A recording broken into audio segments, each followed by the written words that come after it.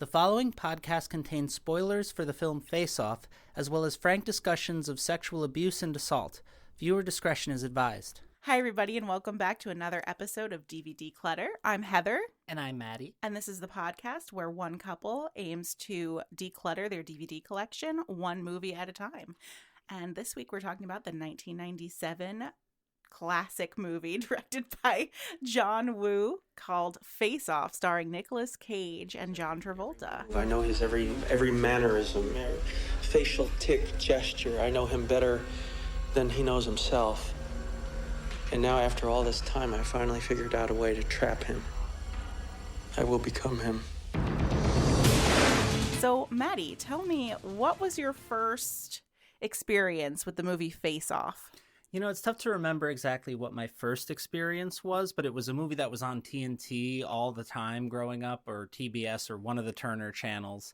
And I think it was one of my first exposures to its particular brand of over-the-top 90s action movies. It's one that really stuck with me. A lot of the images and, you know, quotes from the movie just kind of live in my brain. And, you know, I was watching a lot of this tonight, and a lot of the scenes in it, I was like, wow, I've written screenplays that were so clearly inspired by scenes in this movie when I was like in film school and stuff. Mm-hmm. You know, it had such a profound influence on me. And then over time, I went back and I sort of developed an admiration in high school and college for John Woo and his, Hong Kong so-called gun fu movies, mm-hmm. where there's lots of birds flying around and like really, really steamy melodrama as cops just kill everyone. Yeah. And, this was that taken to the United States, and probably his best American film, universally agreed, I would think. Mm-hmm. So this was a movie that you watched originally on television. This wasn't something you saw in the movies. That's correct. Okay. It was one that I saw on television. I was definitely too young to go to the movies. I think I have vague memories of my parents going to see it, or mm-hmm. my mom seeing it and talking about like how much she liked the performances in the movie and how fun it was, because she was a big John Travolta fan. And, you know, that was something that was really lost on me when I was younger. I was too in, because everything that now seems so absurd about the movie is, you know, when you're young, it's just like, oh, that's how movies are. That's like, this is a very serious plot of, you know, this cop grieving for his son, pursuing his son's killer, and having to swap faces with him to go into this German expressionist prison named Erewhon, where everyone is magnetized to the floor with these giant metal boots, and all the groceries are way too expensive. Yeah.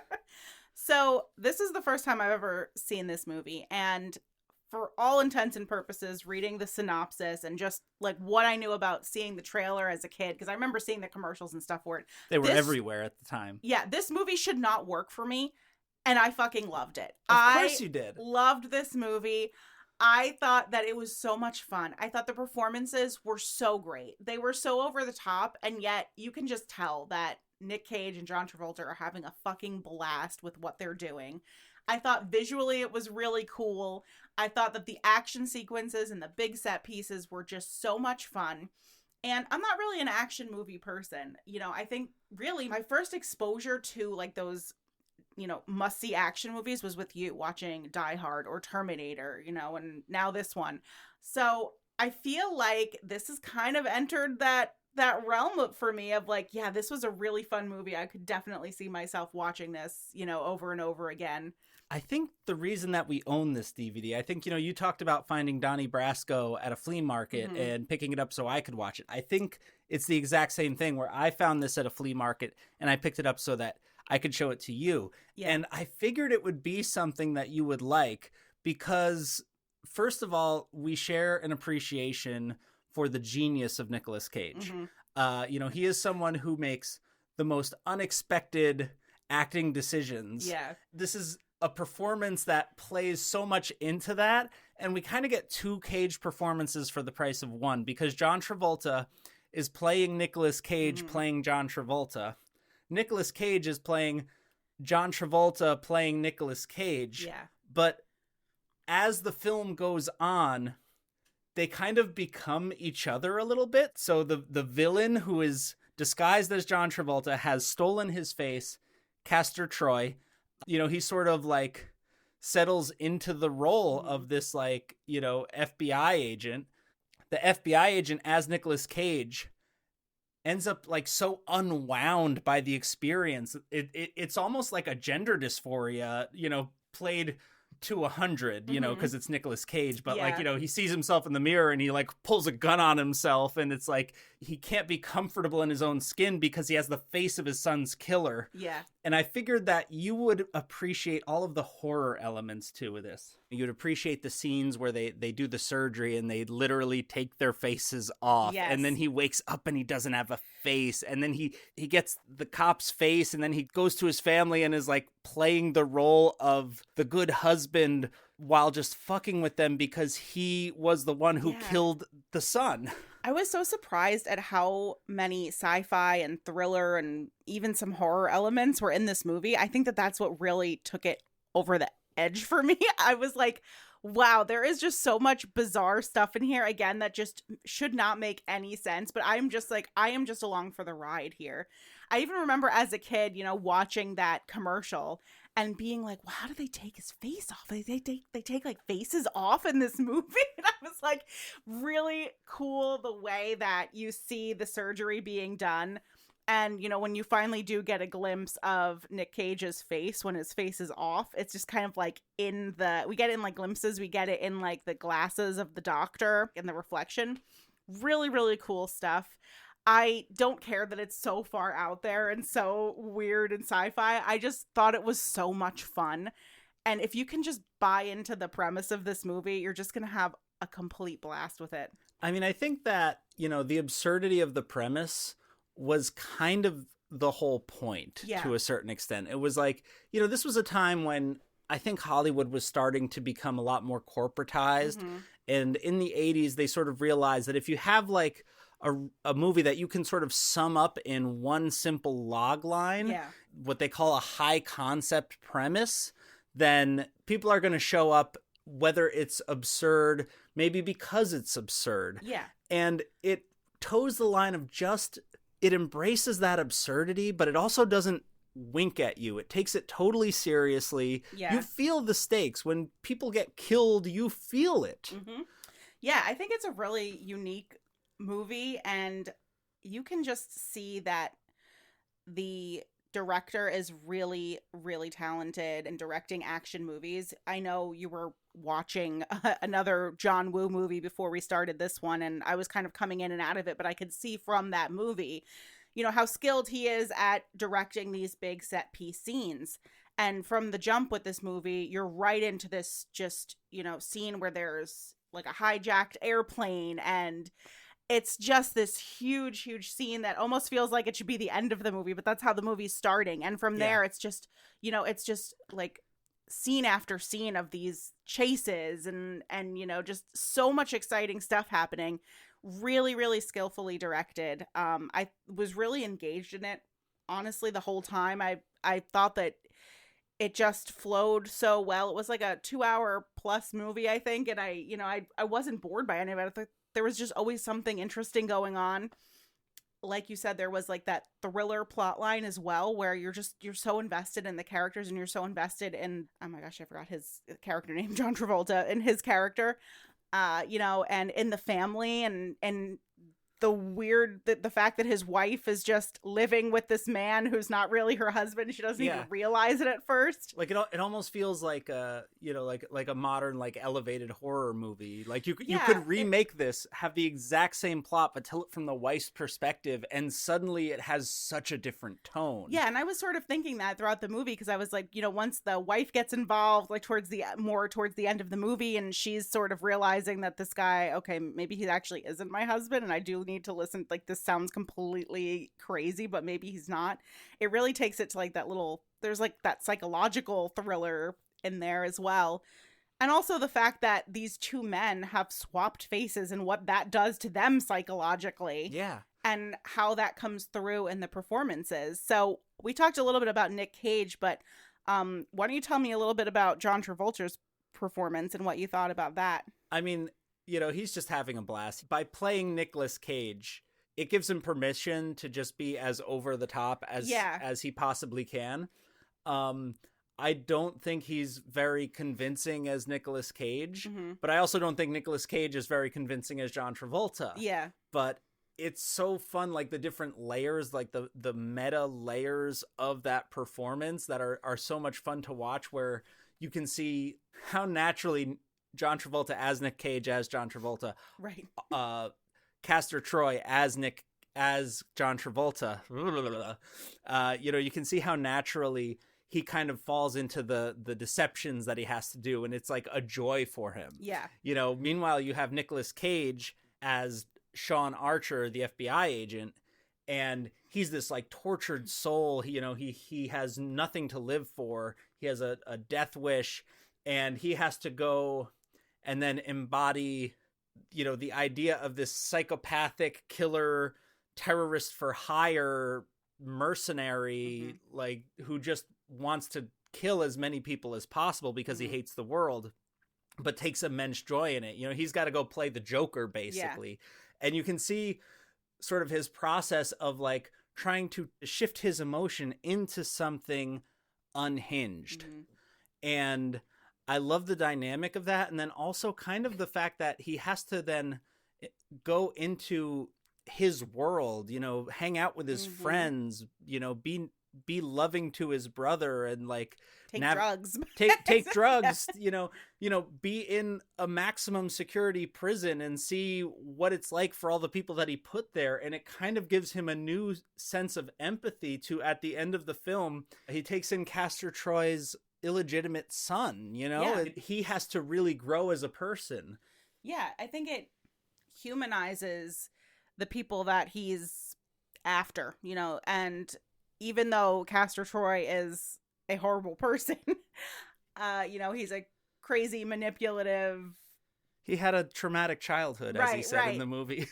I think that for Sean Archer, this is something that, and I think through the Gina Gershon character in the movie, where Sean Archer learns that Castor Troy has a son, and he's roughly the same age as... And has the same bowl haircut. Yeah, that's roughly the same age that Archer's son was when he was murdered by Castor Troy.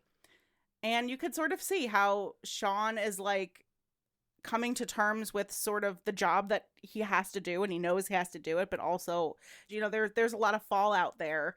And I think he sort of realizes that there are very high stakes to all of these things. It's not just getting Castor Troy, it's what's going to happen to all these people around him too. Absolutely. And it's interesting because they also end up having to like talk that out a little bit, in the process of these gunfights, where they're like doing flips and like firing at each other in this hall of mirrors and things like that. What did you think of the way that sort of women are treated in this movie? Are we talking about the way that Troy treats the women, or the way that... I guess that's definitely an element. It's definitely something where I feel like they use sexual harassment and the threat of rape as a shorthand, and especially in the case of like with the wife, where it's like, again, it's like a lot of it is kind of more from Castor's perspective. But, there is that, like, there's that constant threat that, like, he's going to, like, either just trick her into sleeping with him or, force himself on her. I think that some of the treatment I found very cringe, but also I can sort of see it from the fact that Castor Troy is just kind of a pig. He's an asshole. He's gross. He clearly doesn't hold women in very high regard. Yeah. So from that perspective, I think, it kind of just speaks to his character. I think in terms of with the fact that, with his weird relationship with Archer's wife, I think it just speaks to that psychological thriller aspect of it. It's just kind of another thing that ups the stakes in the movie. And daughter as well. And the daughter, as well. Yes, daughter lots of creepy stuff going on with them. There's like definitely like a lot of grooming behaviors being done. Yeah. which come back to bite him in the ass at the end of the movie when he teaches her Right. how to protect herself from rapist Danny Masterson, who plays himself in the movie apparently, Right, yeah. because he Ugh. has a cameo as a Yeah. Ugh. rapist that she goes on a date with. So which gross. we both kind of looked at each other and were like, wait, is that? And I was saying, I hope it's not, because this is just too, like, Yeah. so uncomfortable. Not good. Yeah, and we looked it up and it was. Yeah, it was. I think also, you know, this movie was made in 97. I think that it probably wasn't exactly the best time for, Yeah. you know, for women in movies. But I also think that this movie is dealing with the fact that he is, Yeah. you know, he's not kind to women. I think, you know, again, sort of like comparing this to Donnie Brasco, which is a very strange comparison in a lot of ways, but in Donnie Brasco, we talked about how the wife in that film and women in that film are really, they're really not given a lot of humanity by the screenplay. Yeah. And I don't feel that's the case here. No, not at all. I feel like Archer's wife, and I forget her name, I'm so sorry, but I feel like she's given a lot to do in the story, and I feel like she's given her own life. You know, she's a doctor. We know what she does for a living. We see her outside of just her relationship with her husband. You know, she's given a lot to do in the movie. And she ends up playing a critical role She as does. she has to kind of cover for him to draw out Troy for the Yeah. final gunfight. Yeah, and I think, you know, and her relationship with her husband seems very, you know, they clearly have some issues regarding his job, and they talk about these things, but it Dead son as well. The you know, dead son, but- He talks about not being able to communicate with her Yeah. because of that and needing therapy, but first he has to get the guy. Yeah, but overall, I think their relationship seems like it's pretty healthy, and that they can, you know, talk about things, and that they can work things out, and he's very respectful of his wife, and so I think it's just there as, you know, to be a contrast between him and, you know, and Troy. It is interesting though, in like some of the moments where he, as Castor Troy, he's trying to warn her. Yeah. But he's trying to warn her while wearing the face of her nightmares. Right. So, you know, he's kind of trying to like calm her down in a way that is like very aggressive and very easy to misinterpret by her, and also like doesn't kind of leave as much room for, you know, sort of her to have the space to process the stuff that he's saying to her, and that like, you know, that she needs to process to be able to help him. We always come back to like the question of the Bechdel test. I think this barely ekes by as like a short conversation between the mother and daughter. Yeah. But I think that even though they're mostly interacting with men, I think the women here are given full autonomy. They have identities of their own and their own personalities. And even, you know, like the stewardess at the beginning of the movie, you know, it turns out that twist that she's actually like an undercover cop. Like and that kind of sets the stage that every character that you encounter has this kind of internal life, even if you don't see it. You know, you have that sense of it. Yeah, I feel like the script is really good at fleshing out these characters and giving them all a little more to do than just be these, you know, sort of side characters, and especially the women. I think really, really overall pretty well represented in the movie. I wanted to talk a little bit about some of the big action sequences in the movie, because for all of the thriller and horror and other kind of aspects in the movie, it's ultimately an action movie directed by a director who primarily directs action movies. So what for you was the sequence of the movie? Oh gosh, I think you mentioned earlier that I was watching sort of Hard Boiled to kind of like remind myself of kind of his China roots, and sort of like what he did that was like sort of smaller scale and grittier, and I think that it's this film. I don't know that it's really the action that drives it so much for me. To me, the answer is the scenes in the mirrors, but not for the action, but for the dialogue and for the way that the characters are coming into conflict with each other.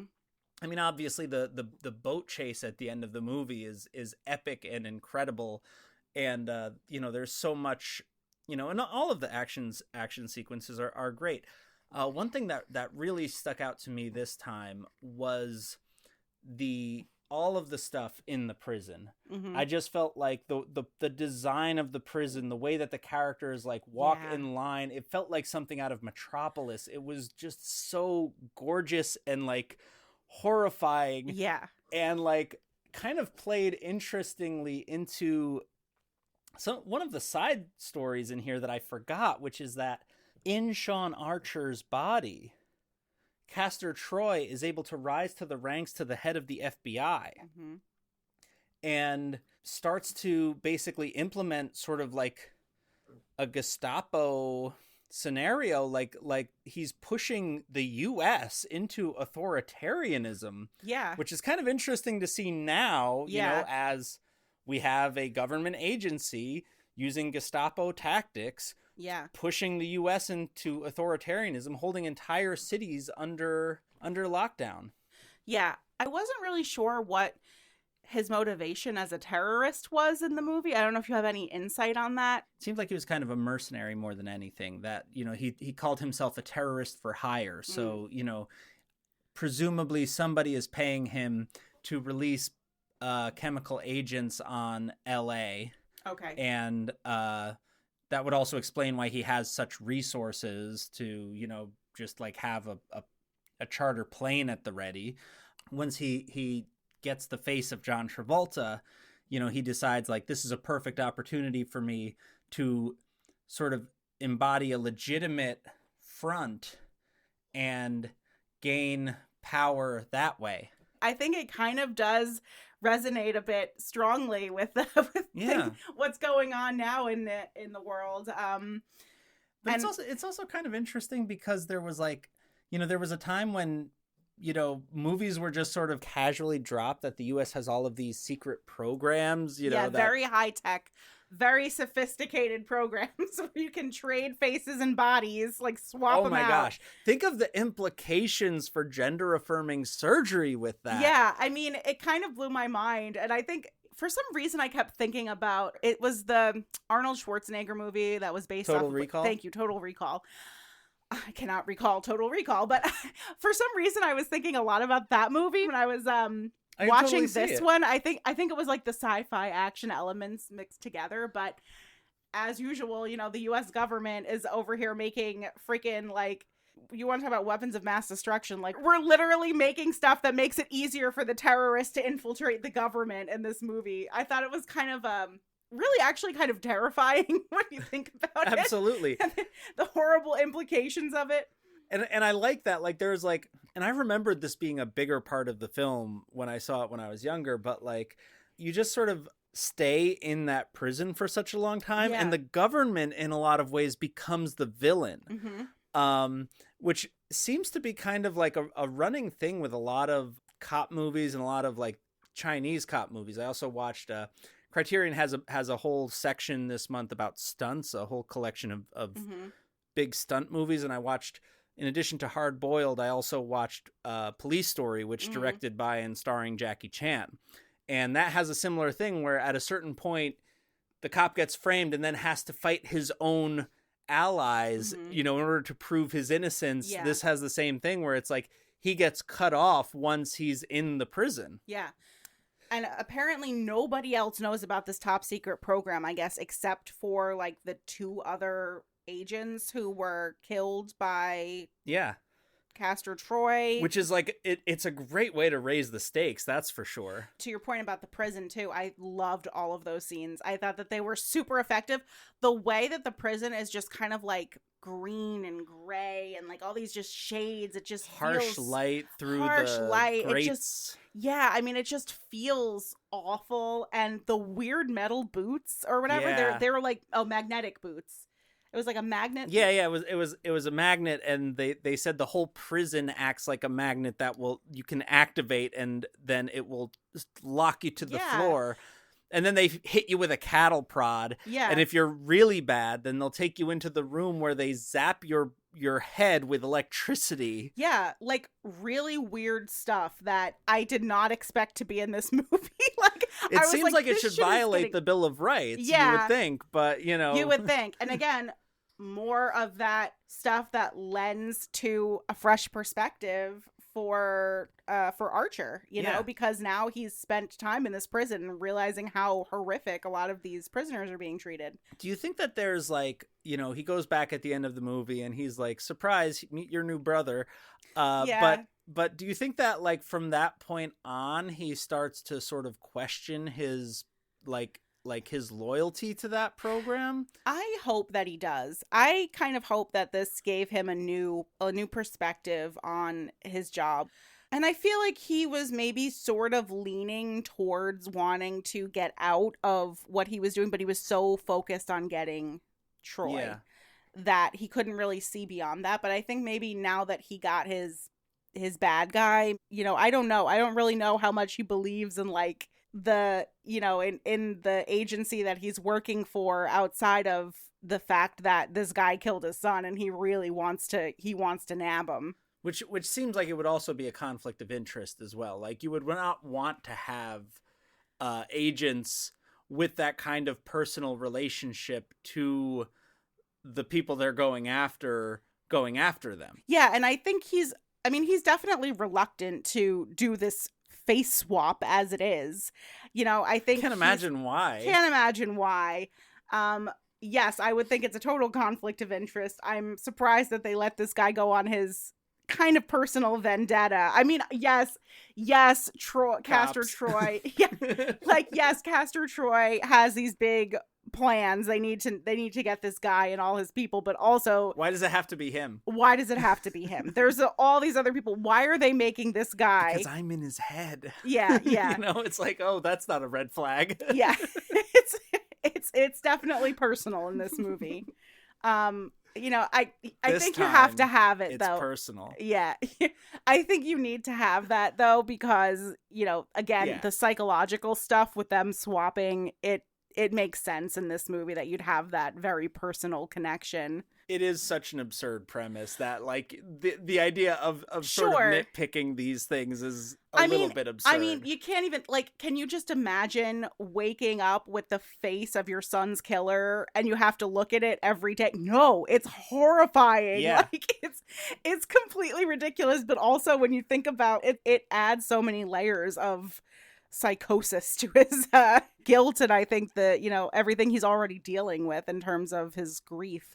Well, what do you think? Do you think that this stays in the collection? I absolutely think it stays in the collection. I am happy to add it to my growing list of Nick Cage movies that I have come to know and love.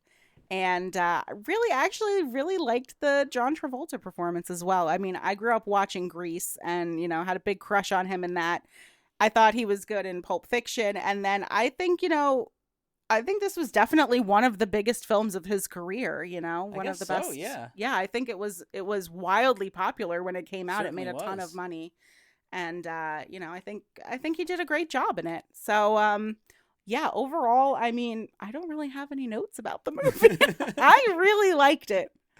I thought, you know, I think it might even be better than I remembered it being, and I watched it a lot when I was younger, and you know, there are so many scenes in it, they just live rent free in my head. You know, obviously there's the scene where he talks about wanting to take the other guy's face off. You want to take his face? Yes.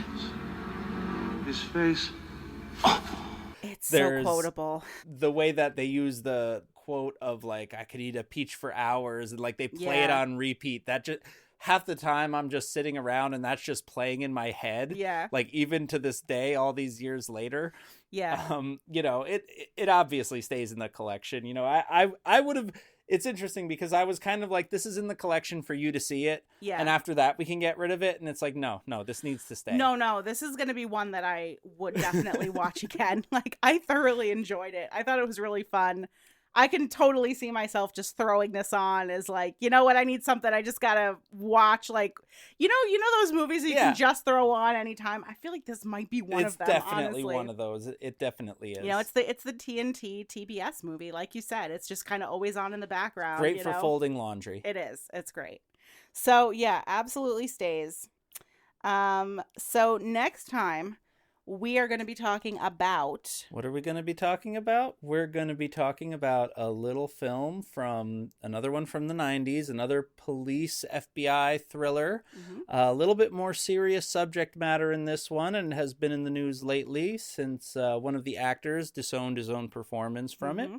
And that is Silence of the Lambs. And I'm sure I'm going to have a lot of things to say about that I am one. sure you are. And I'm really interested to revisit this one because I've always considered it a favorite of mine. And I'm really interested to look back. It's been a long time since I've seen it. So Yeah, I have a deep personal relationship with this movie as well. Yeah. That is probably a bit different from yours. Yeah, I'm sure it is. So we will talk about that next time on... DVD Clutter. I don't care if I live. You're not having any fun, are you, Sean? Try terrorism for hire. We'll blow some stuff up. It's more fun.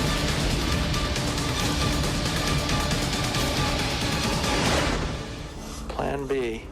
Let's just kill each other.